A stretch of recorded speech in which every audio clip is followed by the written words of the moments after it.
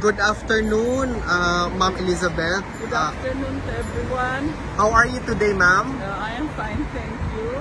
I have seen him, and we talked, and I was with my granddaughter, Bella.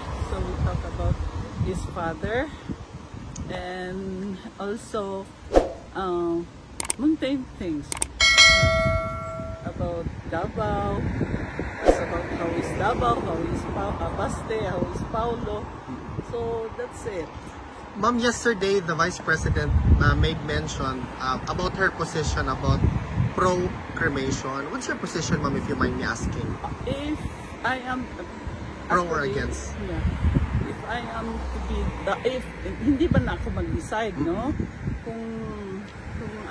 If it is my decision, I would follow whatever his decision is. So if he wants to be cremated, that's what also one of the discussion we had. If he wants to be cremated, then so be it. Yeah. Well, ma'am, was the former president really happy to see the granddaughter Bella? Yes, and he asked, whose child is that? Sabi ko kay Baste. Baste. And I asked him, what would be your message to the people outside? He said, if it is his destiny to be here, then so be it. No, he has no apologies, no regrets, and that's it. He's accepting it already, and that's why we talk about the cremation. So I said, okay, if that is your decision, so I'll follow his decision. But if it is it's the children's decision, I cannot say that. Yeah. May question kayo, guys? Question ko lang, ma'am, kay Mayor Baste, Mayor. How is he po as a acting mayor in Davao? For Baste, I think he's making good, and he's also very strict, especially with the garbage and everything. You know. And who is the vice mayor po ngayon? Rigo. Si Rigo. Yes, it's Rigo. So acting vice mayor. Yeah. Ma'am, I don't know if na pag-usapan niyo sa loob, I think most likely hindi, no, kasi the prosecutors kasi, ma'am, I'm not gonna ask it. No problem. No politics. Ikaw, ma'am, I'm sorry about that. Ma'am, do you have a message to the Filipino people, ma'am?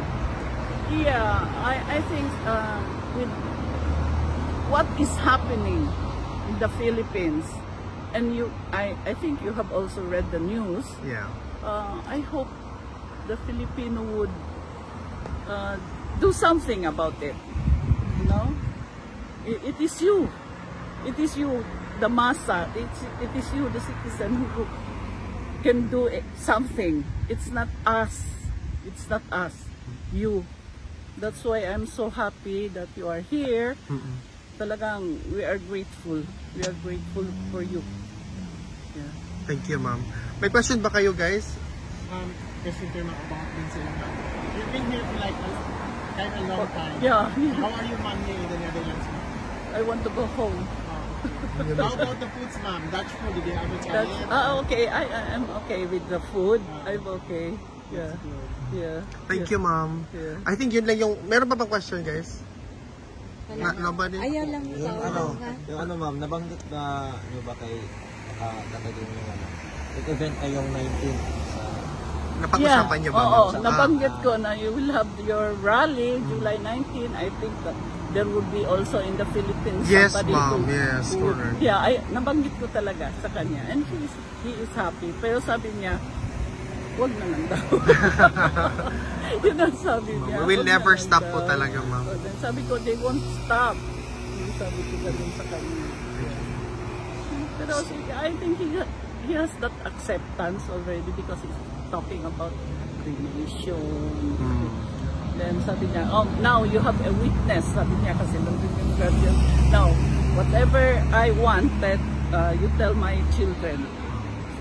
Okay, sige. Okay lang ako ng okay. Thank you, Ma'am Elizabeth. One last question. I just want to say thank you din kasi last time, Big Sarah was really telling about kung makalabas si Tatay Digo, he's welcome in your house. Yes, Yun yes, yung ano sabi yes. I told already my children about that beforehand. Sabi ko, beforehand, I have been saying to them that if that is also his choice. It's not my choice. Oh, kung gusto niya doon sa bahay ko, okay lang. Oh, that's really nice. Oh, yeah, no strings attached, no nothing. Thank you, Ma'am Elizabeth. Ma'am, sorry for asking the political question. Hindi na mauulit, Ma'am. Thank you po.